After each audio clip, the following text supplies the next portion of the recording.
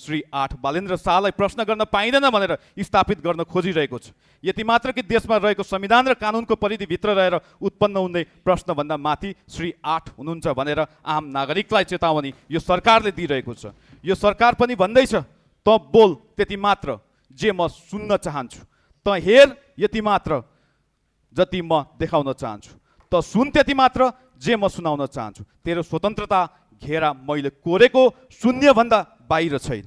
हिरण्यकश्यपले पनि यही भनेका थिए, यो राज्यमा म भन्दा ठुलो अरू कोही छैन, म भन्दा माथि अरू कोही ईश्वर छैन। कुनै बेला मलाई बोल्न दे सरकार, गरिबीको चमेली बोल्दिने कोही छैन जस्ता गीत गाउँदै हिँड्ने सरकार र 182 सिटको प्रचण्ड मतसहितको कार्यकारी भूमिका रहनुभएका सम्माननीय प्रधानमन्त्रीज्यू एउटै व्यक्ति हो कि फरक फरक व्यक्ति हो, म सोध्न चाहन्छु सभामुख महोदय। जुन युवाले प्रश्न सोध्ने अधिकार माग्यो, आज त्यही युवालाई प्रश्न गर्नबाट वर्जित गरिएको छ। यो के हो सभामुख महोदय? आज यही देशमा त्यही कता फेरि दोहोरिँदैछ जस्तो लाग्छ। सुरक्षा घेराभित्र लुकेर हिँड्ने अनाधिकृत पात्रहरूको आतंक बढेको छ, प्रश्न वर्जित हुन थालेको छ। सभामुख महोदय, लोकतन्त्रलाई संस्थागत हुन नदिने एकपछि अर्को कार्य भइरहेको छ। सरकार निरङ्कुश बन्दै गइरहेको छ। सरकार सत्ताको उन्मादले हुनुपर्छ। म सबै त भन्दिनँ, विवेकशील अभियान, जेएनजी मुभमेन्ट, अभिव्यक्ति र प्रेस स्वतन्त्रता र नागरिक सर्वोच्चताका लागि लडेर आउनुभएका सत्ता पक्षमा बस्नुहुने माननीयज्यूहरूको मुखमा टेप लागेको छ।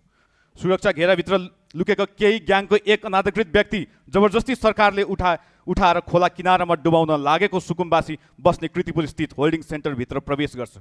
उसैले प्रहरी प्रशासनलाई आफ्नो औँलामा नचाउँछ। मिडिया र अन्य व्यक्तिले प्रश्न गर्छन् र यथार्थ देखाउँछन् भनेर उसले सेन्टरभित्र अरूलाई प्रवेश गर्न निषेध गर्छ।